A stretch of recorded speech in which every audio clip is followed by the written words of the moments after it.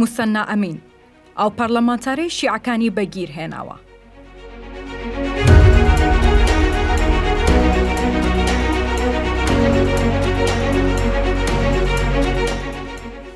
پەرلەمانتارە بەڵام ڕۆڵی وەزیر و سەفیرێک دەگێڕێت. نوێنەری پارتێکی ئیسلامیە بەڵام بۆ هەمووان بۆتە خێر و بەرەکەت و نووسینگە و ماڵەکەی لە بەغدا کردۆتە خانەی کوردان و شەو و ڕۆژ سەرقاڵی ڕایکردنی مامەڵەی خەڵکیە. موسەنا ئەمین ئەو پەرلەمانتارەی شیعەکان خۆشیان ناوێت لەبەر هەڵوێستە نیشتمانیەکان و سوننەکانیش ڕکابەری دەکەن لەبەر چالاکیەکانی لە نێو هەموو فراکسیۆنە کوردیەکانیشدا قبول کراوە.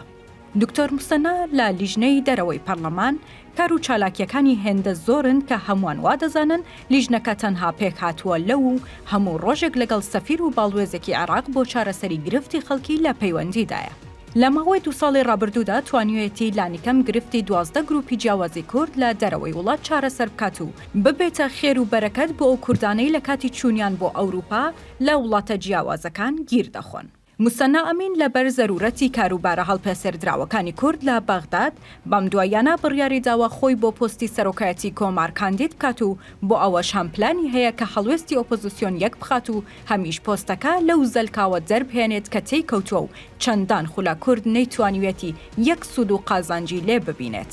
هەرچەندە یەکێتی نیشتمانی کوردستان ناڕازیە بە هەنگاوە نوێیەکەی پەرلەمانتارە ئۆپۆزیسیۆنەکە، بەڵام بەهۆی توانایی و چالاکی زۆرەکانی کۆدەنگیەکی فراوان بۆ پشتیوانی ئەو دروست بووە و دەرچوونی بۆ پۆستەکە بەدوور نازانرێت و پێدەچێت ئیتر کۆشکی سەلام سەرۆکێکی چالاک بەخۆوە ببینێت.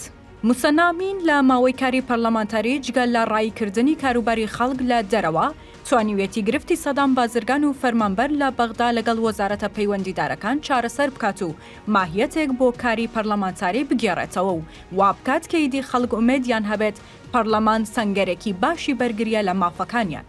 لا پەیوەندی بە سەرۆکایەتی کۆماریشەوە بەدەر لە بەرژەوەندی بەرتەسکی حیزبایەتی دکتۆر موسەنا دەتوانێت هێمای قۆناغێکی نوێی یەکدەنگی کورد و پێکەوە کارکردنی نیشتمانی و کۆکردنەوەی هێزە جیاوازەکانی کورد بێت و بەم مانایەش لە ئێستادا ئەو خواستەی خستۆتە بەردەم ئیرادەی کورد لە بەغدا و خۆکاندیدکردنی لەم ساتە وەختەدا بانکێشتێکە بۆ پێکەوە کارکردن لە پێناو بەرژەوەندیە باڵا و استراتیژیەکانی گەلی کورد و نوێنەرایەتی ئەو خواستە باڵایی پێکەوەی دەکات.